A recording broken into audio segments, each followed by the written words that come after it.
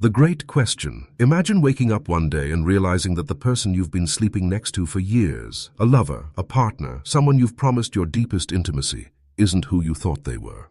Not because they changed, but because you're suddenly seeing them through a lens that's been hidden inside you all along. A lens forged not by their flaws, but by the parts of yourself you've never dared to confront. You sit at the edge of the bed, breath caught somewhere between yesterday's certainty and today's strange unease, haunted by the quiet suspicion that the conflict you keep running into, the repeated arguments, the subtle resentments, the nagging disconnection, may not be about them at all. What if the very person you love the most has become a mirror for everything about yourself you've tried to bury? There's something deeply unsettling about the idea that the chaos in your relationships might not come from misunderstandings, mismatched communication styles, or even differences in values, but from your own shadow. Not the dark silhouette cast by your body in sunlight, but the psychological shadow, the repressed, disowned, unconscious parts of yourself that you learned early in life were unacceptable. Carl Jung called it the thing a person has no wish to be, and yet it is precisely this hidden self that shapes your most intimate connections. The truth is, you're not fighting with your partner. You're fighting with your own reflection. It begins subtly. You're annoyed by their selfishness, but deep down, it's your own suppressed desire to prioritize yourself that you're unwilling to admit. You're hurt by their coldness, yet blind to your own fear of vulnerability. You despise their need for control, yet remain unconscious of how tightly you grip your own fears about chaos. In this hidden theater, relationships become less about love and more about rejection. Every affection, every tension, every passionate spark or painful silence becomes a screen onto which you unconsciously cast your forgotten selves. But what if love isn't about finding someone who completes you, but someone who exposes you? What if the real purpose of relationships isn't comfort, but confrontation? Could it be that every recurring relationship issue is less a problem to be fixed and more an invitation to meet the shadow you've ignored? And if that's true, what does it mean about the way we define compatibility, forgiveness, trust, or even self-love? Most people live unaware of this hidden dynamic. They repeat the same patterns with different people, endlessly asking why things keep falling apart, or why, even in seemingly good relationships, they feel a quiet sense of dissatisfaction. They believe they're reacting to the present, but in truth, they're haunted by what Jung called the shadow figures of the psyche. Internal archetypes shaped by past trauma, childhood experiences, societal conditioning, and personal repression. These shadow figures sneak into your daily interactions, animating your emotional responses with exaggerated intensity. And the closer someone gets to you, emotionally, psychologically, the more power these unseen parts have to twist what you see, feel, and expect. Why is it that you can feel deeply triggered by a partner's comment, even if it wasn't cruel? Why do you sometimes feel resentment, fear, or neediness without any clear reason? Why do you sometimes sabotage closeness just as it's beginning to feel real? The answer may not lie in communication techniques or relationship strategies. The answer may live in your unconscious, in the shadow you've avoided, even as it's shaped your love story from the very beginning. Now imagine this. What if your partner isn't your adversary, but your greatest psychological mirror? What if every argument is a coded message from your unconscious trying to show you what you've denied in yourself? What if your need for love is actually a need to become whole, and that wholeness can't be found until you've looked your shadow straight in the eye? This is the terrifying beauty of shadow work in relationships. It strips away the illusion that healing can happen without discomfort, that intimacy can grow without risk, or that love can bloom without first unearthing the soil of your own neglected psyche. Carl Jung didn't just give us a tool for introspection, he gave us a map for transformation, and warned that without confronting the shadow, we are destined to become puppets of it, forever blaming others for what we dare not face in ourselves. So then, what is this shadow really? Where does it come from? How does it hide so well, even as it governs the most tender parts of our lives? And what would it mean for you, for your relationships, if you dared to bring it into the light? The hidden problem. Its psychological, philosophical roots. The shadow does not arrive fully formed, malicious, or malevolent. It is not evil in the theatrical sense, nor is it some mythological monster stalking your love life. It begins quietly, almost tenderly, through innocence, protection, and survival. As a child, you learned quickly which parts of yourself were safe to show the world and which had to be hidden to remain loved, accepted, or simply untouched by rejection. If you were punished for crying, your sadness went into the shadow. If your boldness drew mockery, your confidence was buried. If you were praised only when you were selfless, your desires were quietly pushed down, stored away like a dangerous secret. Over time, this psychological attic, cluttered with rejected traits, emotions, and instincts, became what Jung called the shadow, the unconscious repository of everything you refuse to see in yourself. But repression comes at a cost. What is buried does not vanish. It waits. And when it waits long enough, it returns, but not as itself.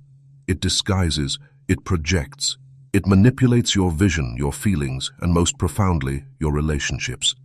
This is where the trouble begins, not with who you choose to love, but with what you unconsciously assign to them. Jung called this projection the most insidious and deceptive form of unconscious behavior. When a quality or desire is disowned internally, it is cast outward onto others. This means you don't just see your partner, you see a warped, emotionally charged version of them that includes parts of you that you cannot acknowledge. Think of it like this. If you deny your anger, you will see rage in your partner's smallest frustrations. If you repress your need for freedom, their independence will feel like abandonment. If you suppress your sensuality, their expressions of desire might feel threatening or shameful. The shadow manipulates not only how you see the other, but also how you interpret their behavior, respond to conflict, and even define love itself. Relationships become battlegrounds for the parts of the self we've never made peace with. And it's not just romantic love that suffers.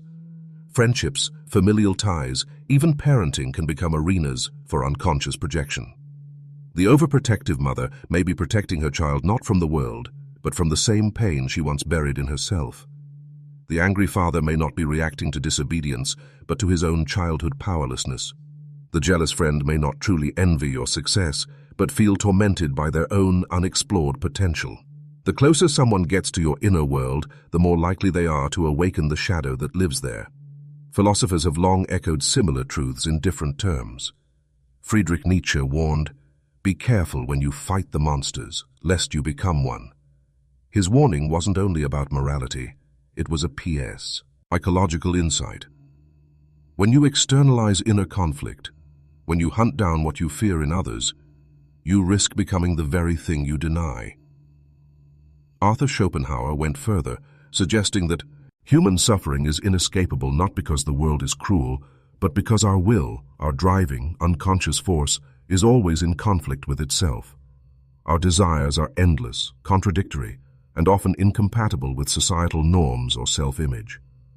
In this way, the shadow is not an aberration. It is the natural byproduct of being human in a world full of judgment, hierarchy, and emotional complexity. Modern psychology only confirms what these thinkers intuited. Studies on repression, dissociation, and cognitive dissonance show that when emotions or traits are blocked from consciousness, they find other routes to expression, most commonly through interpersonal dynamics. The dark triad traits, narcissism, Machiavellianism, and psychopathy, are often not fully formed pathologies, but adaptations to environments where vulnerability was dangerous. Likewise, anxious attachment styles often stem not from neediness, but from shadow wounds related to abandonment, rejection, or unmet childhood needs.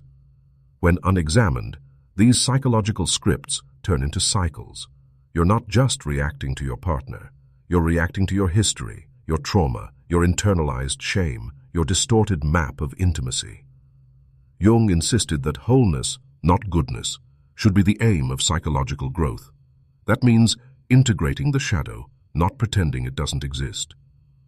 One does not become enlightened by imagining figures of light, he wrote, but by making the darkness conscious. In the context of relationships, this means turning inward when conflict arises, not just to find fault, but to find truth.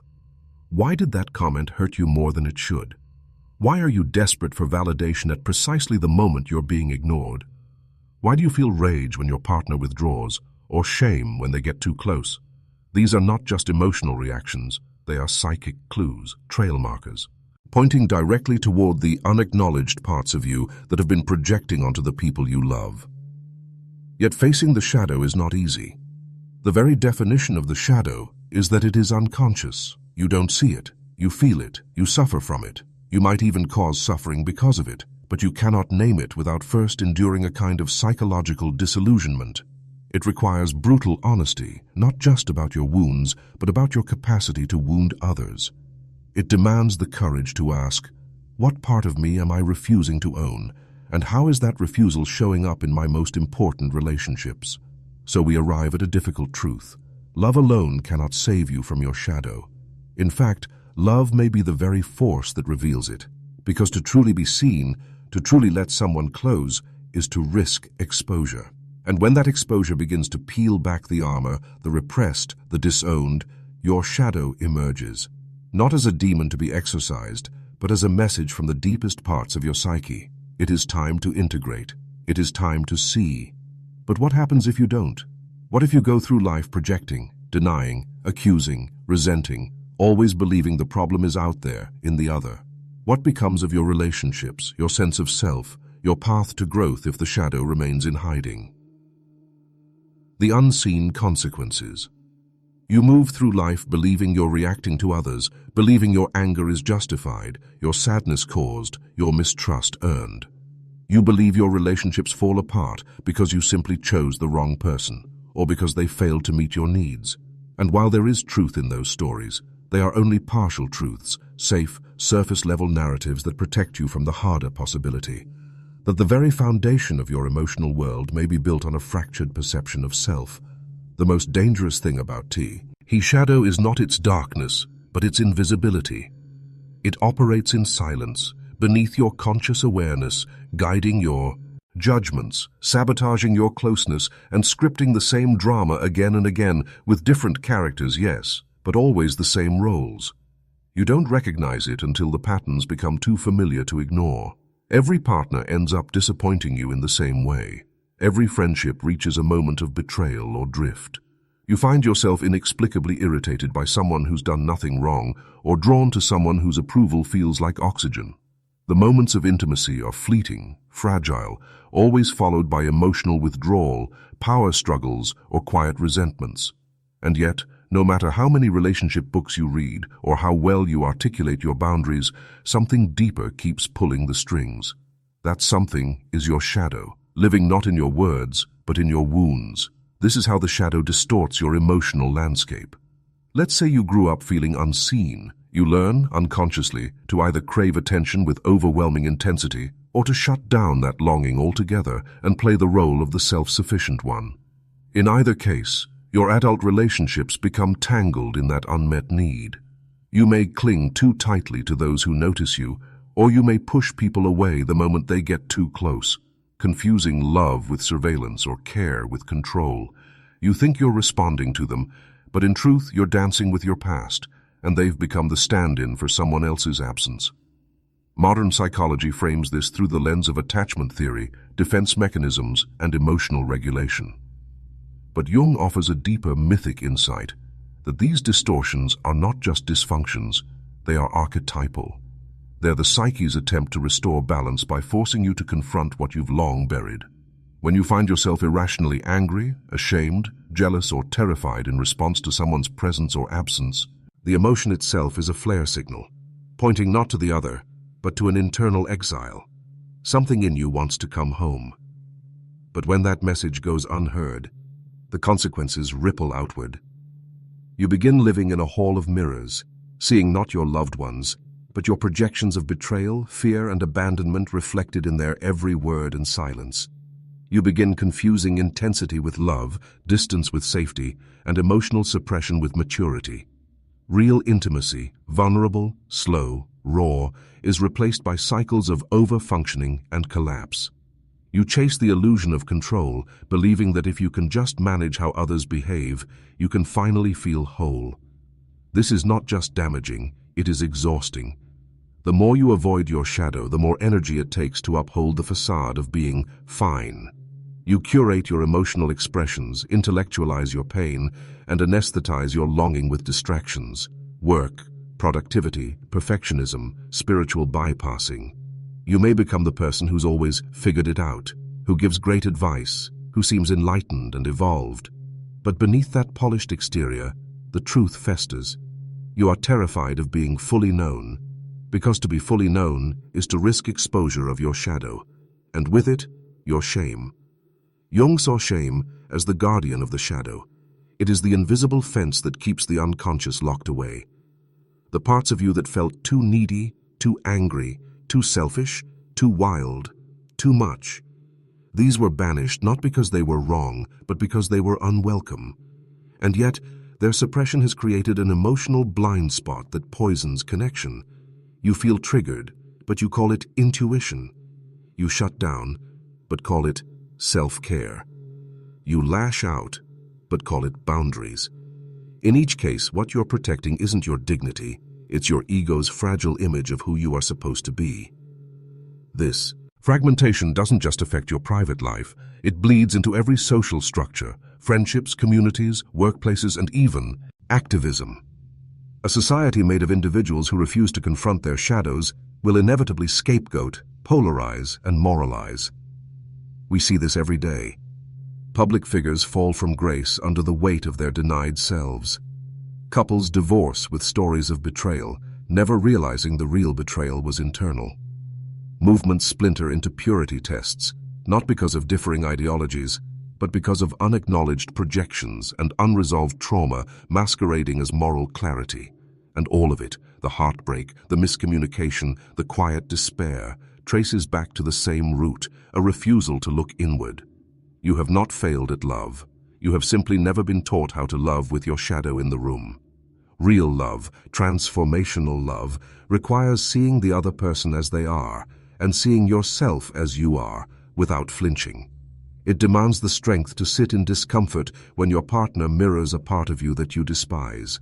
It asks you to hold space for contradictions, to feel both desire and fear, to be both vulnerable and defended, to be flawed and still worthy of connection. When you deny the shadow, your relationships become battlegrounds, but when you begin to see it, something shifts. The fights become invitations, the triggers become maps. The very things that once drove you apart now become the doorways through which deeper connection can emerge.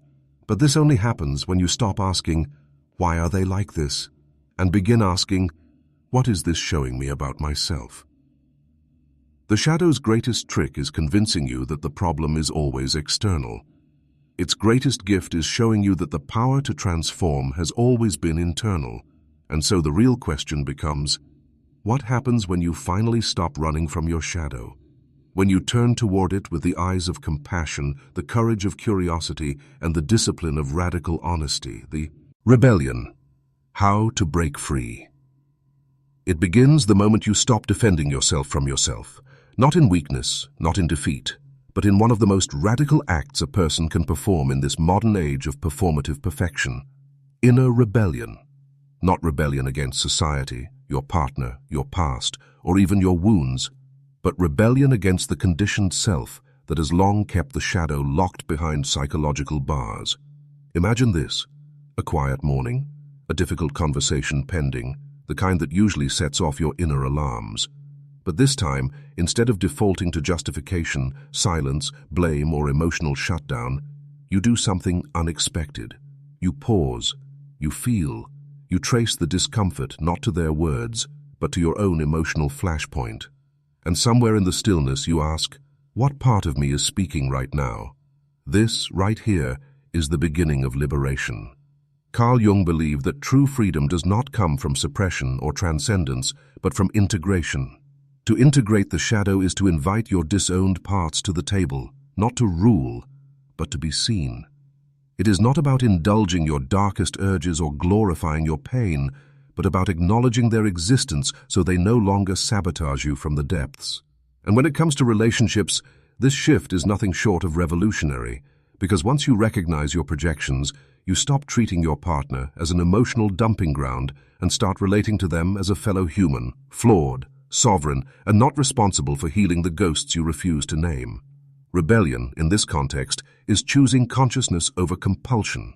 It is saying, I will not let old wounds write new stories, and that begins with a different kind of self-inquiry, one that moves past intellectual insight and into embodied awareness. When you feel triggered, don't rush to explain it away. Sit with it. Observe it. Ask, is this reaction proportionate to the moment, or does it feel ancient, familiar, bigger than it should? If the emotion feels out of scale, it probably is. That's your shadow asking to be heard, not silenced. Jung once said, until you make the unconscious conscious, it will direct your life and you will call it fate.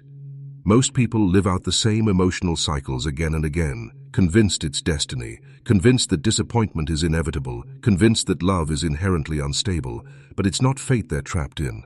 It's an identity built around unconscious avoidance. The rebellion is to choose honesty over habitual narratives. It is to admit, yes, part of me is terrified of intimacy. Part of me wants to run. Part of me blames you because I don't know how to take responsibility for my own emotional mess. This honesty is not weakness. It is the beginning of true strength, the kind of strength that can hold another person's truth without collapsing into defense or retreat. Practically speaking, this means creating space in your relationships for shadow work to be witnessed, not in the heat of conflict, but in moments of shared intention. I've noticed I react strongly when you do X, and I think it might be connected to something in me that I haven't fully understood yet. A sentence like that opens the door to mutual exploration rather than mutual accusation. It transforms the relationship from a battlefield into a crucible, a sacred space where transformation happens through presence, not perfection. This rebellion also requires unlearning societal myths about relationships, that a partner should complete you, that harmony is a sign of success, that conflict means something is broken. In truth, conflict is often the doorway to deeper intimacy, if you're willing to stop performing and start revealing. Jung believed that the gold you seek is in the place you least want to look, and often that place is in the arguments, misunderstandings, and discomfort that see when two shadows meet. But how do you build the courage to face this? You begin by holding paradox. You learn to say, I love you and I fear you. I want closeness and I'm afraid of losing myself. I crave support and I fear dependence. When you name these tensions, they stop controlling you from beneath the surface. Your shadow feeds on secrecy. It weakens in the presence of spoken truth. Historical examples offer proof of this path. Viktor Frankl, surviving the most dehumanizing conditions in Auschwitz, discovered that even in suffering, the psyche could assert its freedom through meaning. He saw that our responses, not our circumstances, shape our destiny. Similarly, the Stoics taught that power lies not in what happens to us, but in how we interpret it. In the realm of relationships, this means understanding that no one can make you feel anything. They can trigger your shadow, yes, but it is always your shadow that decides how to react. To break free, you must become both detective and healer of your own emotional world. Notice your repeating stories. Listen to your body's responses, tight shoulders, clenched jaw, hollow chest. Emotions are not the enemy, they are messengers. Ask yourself, what am I protecting? What am I avoiding? What would happen if I told the truth, not just to them, but to myself? And then, when the moment comes, dare to share that truth. Not in anger, not in shame, but in the soft, terrifying language of vulnerability. The rebellion in the end is not dramatic. It's not a rupture or a grand gesture. It's quiet, disciplined, deeply internal. It's choosing to stay in the discomfort long enough to let insight emerge. It's the daily decision to replace defensiveness with curiosity, silence with self-inquiry, projection with ownership.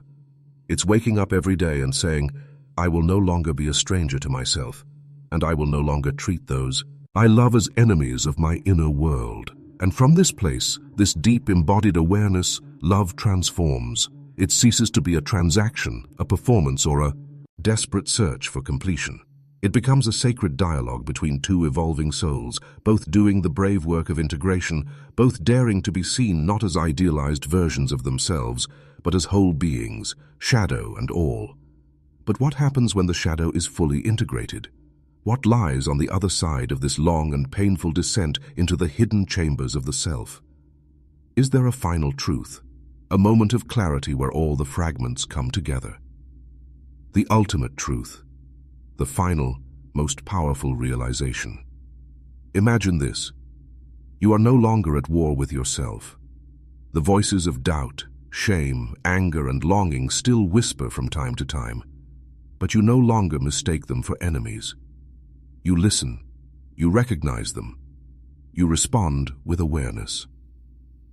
One day, mid-conversation with your partner, something shifts. Not because they say the right thing, not because you finally got your way, but because you suddenly see yourself clearly. Not the persona you've spent years constructing, not the wounded child seeking safety and approval or control.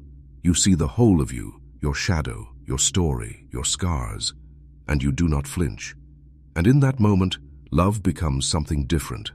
Not performance, not fantasy, but truth, grounded, unshakable, free. This is the ultimate realization, that your capacity to love another is directly proportional to your capacity to embrace your own wholeness. Until you see the shadow, you cannot truly see the other. Until you love the parts of yourself you once exiled, you cannot receive the love someone else offers without suspicion or resistance. The great paradox is that everything you wanted in your relationships, safety, passion, peace, trust, was never being withheld from you. It was waiting for you to become the version of yourself who could hold it. Jung understood this not merely as a psychological truth, but as a spiritual one. Duation, the process of becoming whole, is not about becoming perfect. It's about becoming integrated. The shadow does not disappear. It ceases to control. It becomes part of a larger mosaic of the self, no longer hidden, no longer feared. The parts of you that once erupted in conflict, projected onto others, and distorted love into a performance, now become teachers. You begin to recognize your anger not as failure but as a signal. Your jealousy not as a flaw but as a call to examine your self-worth. Your fear of abandonment not as a weakness but as a remnant of tenderness you were never taught to hold. And perhaps the most powerful realization of all is this: your relationships were never meant to make you feel complete. They were meant to reveal where you are still fragmented. Every trigger, every heartbreak, every moment of misalignment was not punishment. It was an invitation, an initiation, into deeper knowing, into radical self-responsibility, into compassion that starts from within and ripples outward. You weren't meant to find someone who made everything easy. You were meant to find someone who made everything real. Because real love is not the absence of conflict. It is the willingness to enter the fire of truth and come out forged, not burnt. Real intimacy is not found in constant agreement, but in shared commitment to growth. It's looking your partner in the eye and saying, "I see your shadow, and I'm not afraid. I know mine too. Let's walk through this together." From this place, forgiveness becomes easier, not because you condone harm, but because you understand that most harm is unconscious. It arises not from evil intent, but from unexamined pain. Boundaries become clearer, not as walls, but as frameworks that protect what is sacred. Vulnerability becomes a strength, not a confession of weakness, but a declaration of courage. You are no longer afraid to be seen, because you no longer hide from yourself. And here too lies a quiet but profound truth. When you do this work, when you face the shadow, when you integrate, when you show up in relationships with awareness instead of projection, you don't just transform yourself, you transform everyone you touch. Your presence becomes medicine. Your words carry weight, not because they are clever, but because they are rooted in authenticity. You become the person who no longer takes love as a fragile reward, but who offers love as a natural state of being. This is not a final destination. The shadow will resurface again and again, in new forms, at new stages of life, in new relationships and roles. But the difference is that now you welcome it. You no longer panic at the signs of emotional friction. You ask, "What is this teaching me?" And you mean it. You no longer shrink from your darkness, you explore it. You no longer collapse into blame, you rise into responsibility. Carl Jung did not give us easy answers. He gave us mirrors, and what we choose to see in them is the beginning of everything. He once wrote, "The privilege of a lifetime is to become who you truly are." Not who your parents approved of, not who society told you to be, not who your trauma trained you to become, but who you are when all the masks fall away, when all the projections are reclaimed, when all the shadowed pieces return home. So now the question returns to you, not as a haunting, but as a call. Will you stay on the surface, repeating the same emotional loops, seeking the right partner to finally rescue you from yourself? Or will you descend, with courage, into the underworld of your own psyche and do the work of integration? Will you continue casting your pain onto the people you love, or will you turn inward and retrieve what has been lost? The choice is yours. It always has been. But know this, the moment you begin to love your shadow, you stop needing to fear it. And in that space, sacred, open, alive, you create something rare. A relationship not built on fantasy or avoidance, but on the full truth of who you are. Whole, wounded, waking up. And in that waking, love finally begins.